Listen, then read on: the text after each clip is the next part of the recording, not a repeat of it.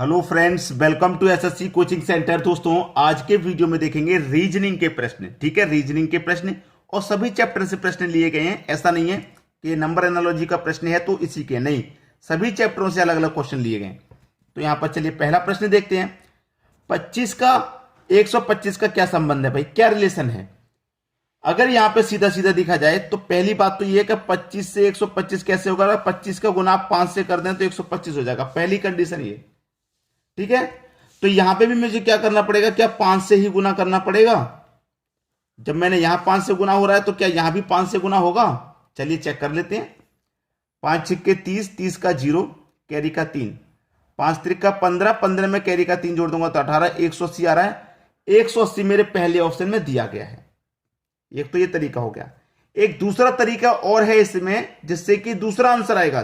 Check कीजिए, मेरे पास ये जो 25 है ये 5 का स्क्वायर है और ये जो 125 है ये 5 का क्यूब है कि नहीं? उसी तरीके से ये 36 है, 6 का स्क्वायर है, तो यहां पे क्या आ जाएगा? 6 का क्यूब आएगा कि नहीं आएगा? 5 का स्क्वायर 5 का क्यूब, 6 का स्क्वायर 6 का क्यूब। तो 6 का क्यूब कितना होता भाई? 6 का क्यूब होता है 216। अब 216 भी ऑप्शन में है, 180 भी ऑप्शन में है, 216 भी ऑप्शन में है। क्या आंसर है हमारा?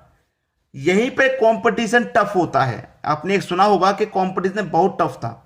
टफ का मतलब क्या है? यहीं पे टफ है। बहुत सारे बच्चों ने ये कर दिया और कुछ बच्चों ने ये भी किया। मान लीजिए 100 बच्चे एग्जाम दे रहे हैं, 100 में से 40 ने ये किया, 60 ने ये वाला तरीका अपनाया। किसका सही जाएगा? एग्जामिनर किसको सही जाएगा? देखिए, एग्जामिनर की मैं आपको बात बताऊं, जब इस प्रश्न को एग्जामिनर ने चेक किया तो इसका जो सही आंसर बताया वो था 216।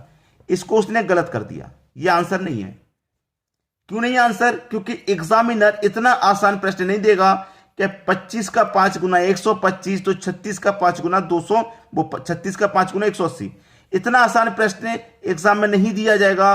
उसने इसको राइट बोला है, 216 एग्जामिनर ने सही किया है, इसको गलत। जबकि हमारे तरीके से दोनों सही आ रहे हैं। आ रहे हैं कि नहीं आ रहे? तो कंपटीशन यहीं पे टफ होता है। जो बच्चे पहचान लेते हैं कि भाई मैंने 5 से गुना किया, यहां 5 से गुना किया, यार एग्जामिनर इतना आसान क्वेश्चन नहीं देगा, जरूर कोई दूसरा लॉजिक भी होगा, उसे देखते हैं। अगर दूसरे लॉजिक को आपने पहचान लिया तो फिर उसी को कीजिए, आसान वाला नहीं। अब देखेंगे अगला प्रश्न।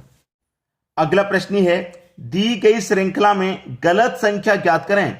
एक श्रृंखला है 2, 5, 10, 50, 500, 5000। मतलब इसमें कोई संख्या अलग है, सभी संख्याओं में कोई संख्या एक अलग है, गलत होगी वही बतानी। अब देखिए गलत क्या है। अगर मैं इस 2 का इस 5 का गुना कर दूं आपस में तो 2 पंजे 10 हो जाएगा, अगली संख्या मिलेगी। इन दोनों का गुना कर दूं तो 5 का गुना 10 से कर दूं 50 मिल जाएगा, अगली संख्या मिलेगी। 10 का 50 का गुना कर दूं भाई, 10 का 50 का गुना करूंगा 5 एकम 5 और 2 0 500 मिल गया। दोनों का गुना करूंगा भाई, 50 का गुना 10 से करूंगा 500 मिलेगा। अब इन दोनों का गुना करूंगा तो ये संख्या मिलनी चाहिए। तो 5 गुने 5, दोनों का गुना कर रहा हूं ना, 5 गुने 5 25, 1 0 2 0 3 0, ये तो हो रहा है भाई साहब 25,000। और ये क्या दिया गया आपको? 5,000। इसका मतलब जो गलत संख्या है वो 5,000 है। यहां पे कौन सी संख्या आनी चाहिए? 25,000 आना चाहिए यहां पे। तो 5,000 आपकी गलत संख्या है, तो गलत ही हमको पता करनी थी।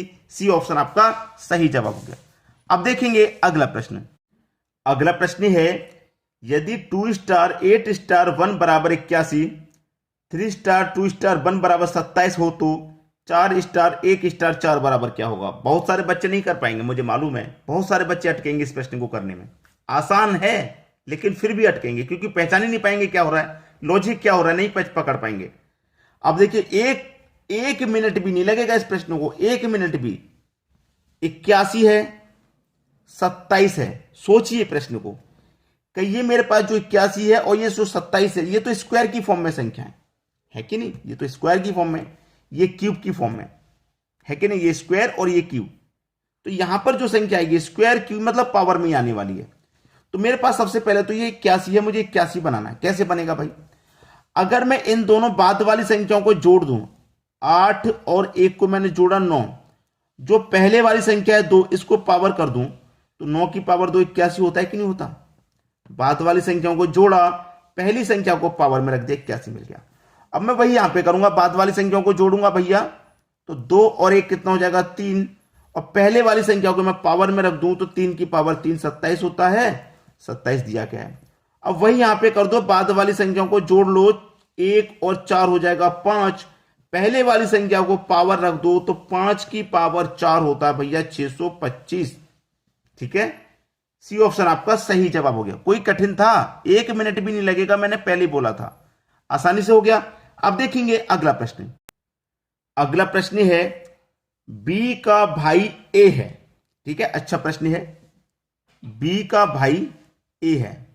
ठीक है, बी का भाई है ए, बी का भाई ए है।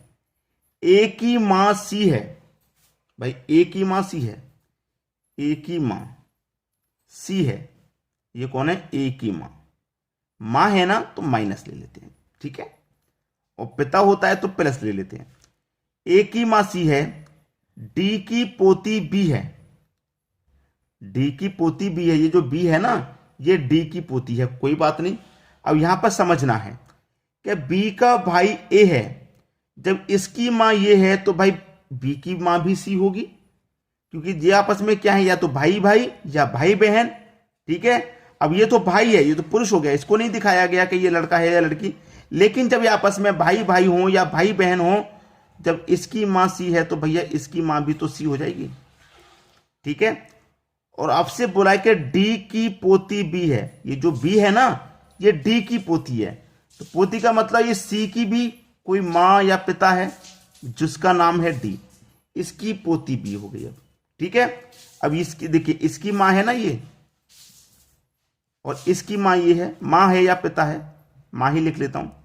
ठीक है, अब यहां पे कहा गया है कि डी की पोती बी है, तो डी की पोती बी हो गई भाई, बेटी की बेटी हो या बेटी का बेटा हो, पोती हो गई।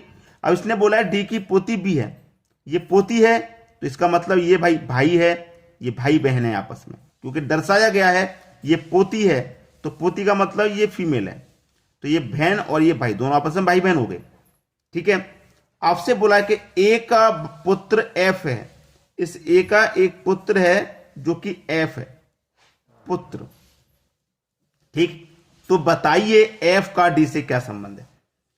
इस एफ का इस डी से क्या संबंध है, ये बताना है भाई। समझ दिए कि ये क्या है, डी की पोती, और ये कौन है? डी का पोता। जब भाई बहन है तो ये बी डी की पोती है, ए डी का पोता, तो पोते का पुत्र कौन हो जाएगा? परपोता हो जाएगा।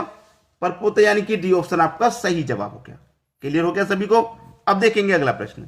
अगला प्रश्न है 2 4 2 4 5 5 3 7 8 6 4 x।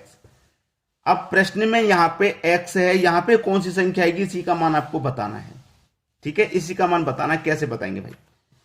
मैं अगर इस तरीके से प्रश्न को सॉल्व करूं या फिर इस तरीके से सॉल्व करूं, ऐसे ही सॉल्व होगा, या तो ऐसे या फिर ऐसे। तो ऐसे 2 4 2 से मैं क्या करूं, 4 बना लूं, 5 5 3 से 7 बना लूं, मुश्किल पड़ेगा। ऐसे चलिए के देखते हैं। ठीक है, अब देखिए, जब मैं ऐसे चल के देखूंगा तो इस 2 में मैं क्या करूं, 3 जोड़ूं तो 5 हो जाएगा।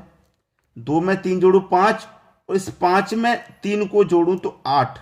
ठीक है, 2 में 3 जोड़ा 5, 5 में ही भी 3 को जोड़ा, मतलब जो संख्या 2 में जोड़ी गई थी वही 5 में जोड़ी गई है। ऐसी 4 में कितना जोड़ेंगे कि 5, 1 जोड़ेंगे। अब यहां पे देखिए 2 में भी 3 जोड़ा गया था, 5 में भी 3, तो 4 में 1 जोड़ा गया तो 5 में भी 1 जोड़ेंगे, 5 में 1 जोड़ेंगे 6। ठीक है, 6 मिल गया। 2 में 1 जोड़ेंगे 3, जब 2 में 1 जोड़ के 3 हो रहा तो 3 में भी 1 जोड़ेंगे, 3 में 1 जोड़ेंगे 4 मिल गया। ऐसे 4 में कितना जोड़ेंगे कि 7 हो जाए, 3 जोड़ेंगे। जब 4 में 3 जोड़ के 7 होगा तो 7 में भी 3 जोड़ेंगे, और 7 में 3 जोड़ेंगे तो कितना हो जाएगा, 10 हो जाएगा। यानी कि सी ऑप्शन आपके प्रश्न का बिल्कुल सही जवाब है। उम्मीद करूंगा सभी प्रश्न आपको आसानी से समझ में आ गए। ठीक है दोस्तों, धन्यवाद।